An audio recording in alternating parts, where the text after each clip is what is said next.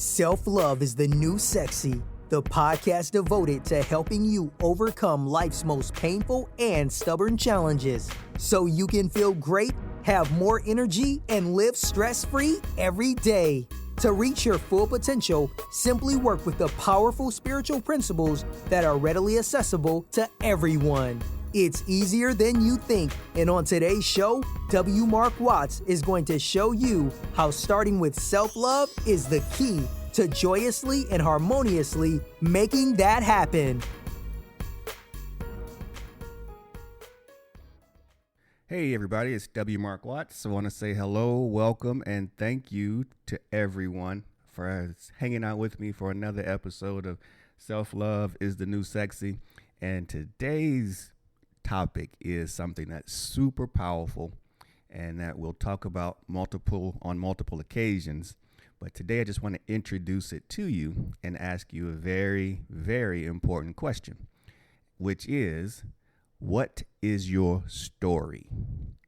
What is your story? Now, oftentimes, if someone asks you that question, you may look back all the way back to childhood and want to rehash and give a summary of your life. But that's not what I'm after with that question. I'm after something much deeper and much more important with that question, because that question has been asked of me on several occasions in several different trainings by several different mentors, which lets me know that it is a super, super important question, especially when you're looking to be your greatest, live your best life, and serve on the highest level and do things in an excellent way as opposed to just an average way. It's a very important question. So I started to dig into that, of course, through the various trainings I've had over the years. And it's been very significant. And I've made such tremendous gains and progress as a result of the answers that I came up with. So that's why I ask you, what is your story? The reason why it's so important is this. Your story oftentimes drives the successes, drives the direction, drives your energy.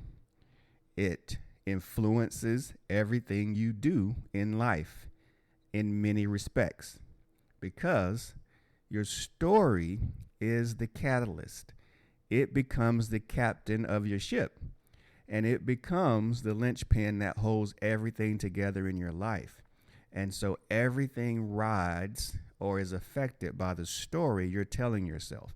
And so where does that story exist? It exists in your mind. It's simply thoughts that you continue to tell yourself about events or the way you've interpreted events in your life. So what do I mean by that? Let me give you some examples from my life.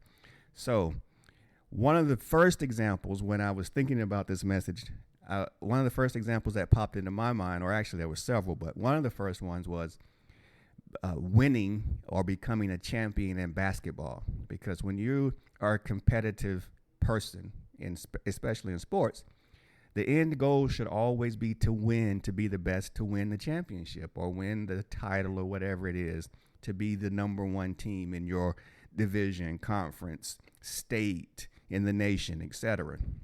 And so I recognized within me that I had created a story where I would never win a title, a championship, a conference title, a state title. And I worked hard at sports. I spent a lot of time, a lot of great time. I definitely enjoyed every minute of the time that I spent playing sports. But I wanted to win.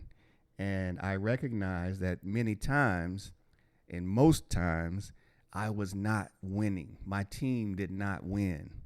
And that really affected me. That really bothered me, because I took it so personally that I thought that we didn't win because of me, that I wasn't doing enough. So I would always work harder and think about it and really give every ounce that I had, because I felt like I was responsible for us becoming a champion. Now, that's not necessarily a bad thing. However, it can be overwhelming for one person to take that much responsibility on their shoulders. And I didn't do that. No one asked me to do that. But again, that's the story I created, right? So that's the story that I created, is that we won't win. We're not winning because of me. And when you do that, now you've put a lot of pressure on yourself, and you've raised the bar, and you've basically set yourself up for multiple failures, because in a team sport, no one guy or girl is responsible for that team winning or losing. Yes, there are players who have a disproportionate amount of responsibility on teams, but when you have a team, it's called a team for a reason. Everyone has to contribute. Everyone's responsible for winning, not the one kid.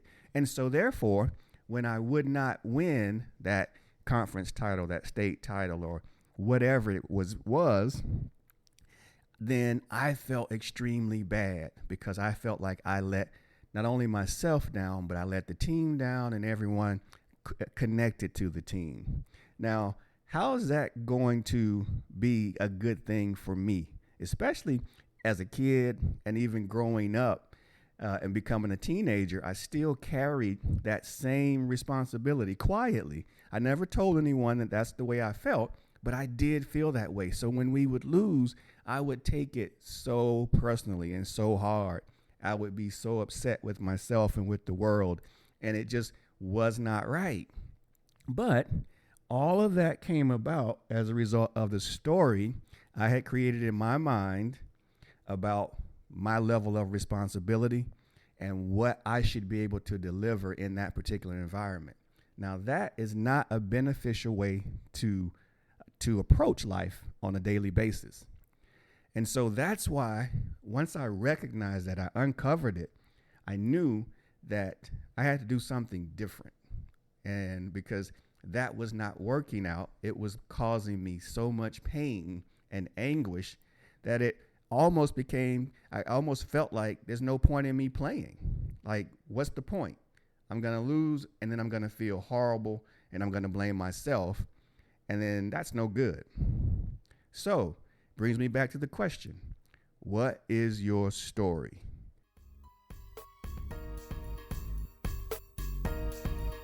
We hope you're enjoying today's show. If so, please take a moment to show your support for the show by leaving us a 5-star rating and review on iTunes.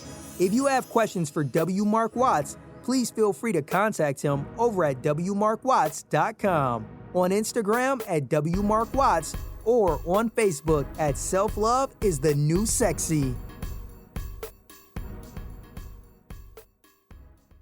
And so that's all I want to broach with you today, is I want you to look back at your life. And that can be, we've told ourselves stories. We made up stories from childhood, and we still make up stories to this day. So you can choose whichever one you want to choose to start with. And the thing that worked the best for me is, and I tell everybody that I talk to and that I work with, is don't overthink it, but ask yourself that question. And the first thing that starts to come up in your mind, that's probably the one you want to start working on. So all you have to do is a very simple exercise. So today's episode is just one simple exercise for you I invite you to try. And it's just this. Take a moment to sit by yourself, or you can do it when you're driving in your car, because believe it or not, if you turn the music off in your car and you're alone, that's a perfect time to get answers. I know for me, I do that quite often. I've often done it for hours on end. Back in the day, I used to drive from Detroit, Michigan to Charlotte, North Carolina. And there were several times that I would ride without any music on, anything going on, and I would just deal with my thoughts. I would just get into my thoughts. And before you know it, I'd be 5 hours into the drive, and then I'd be 7 hours into the drive. And then I would say, you know what, I'm just going to go all the way without any music, because I want to continue to hear my thoughts so that I can start to understand what's going on in my mind so I can reshape them. So I say all that to say is don't underestimate when you're in your car, because a lot of people say, well, I don't have time. I don't have quiet time. Yes, you do. You have to find it. And you can oftentimes find it in your car. So turn that radio off. And when you're driving from your home to the store or your home to work or to the mall or wherever you go, that 5, 10, 15 minutes can be that great time for you to get connected more to yourself and your thoughts. So just simply ask yourself that question. You can do it out loud or you can do it silently, but ask yourself, what story am I telling myself that's truly affecting my life in a way that I would rather it not? What story am I telling myself that's affecting my life in a way that I'd rather it not, and that I'm ready to change and ready to shift? And then just get quiet and just listen and pay attention to the thoughts that pop up in your head. And as soon as they pop up in your head, you know, the one that's the loudest or the one that pops up the most or the one that pops up first, and it might be the only one that pops up, or the one that kind of pops up that looks like it's in bold print. You know, it could show up in many different ways for you. However you get that answer, take special note of it, write it down, because that's where we're going to start. And then that's what we're going to approach in the next podcast episode is, now that I understand what that story is, or I know what one of my stories are, because if you're like me, you've got numerous stories. So it's not a one-time thing. There's numerous stories that we tell ourselves that we have to work on and release. So come up with that story. So I invite you to do that. Jot it down, put it in your phone, wherever you remember it, have easy access to it. And then stay tuned. Come back for tomorrow's episode. We're going to talk about, now that we know what one of those stories is, how do we release it and how do we make it work for us? So that's all I have for you today, folks. Have an excellent, super wonderful day. Stay tuned. Come back and hang out with me again. And I look forward to speaking with you all again soon. Bye now.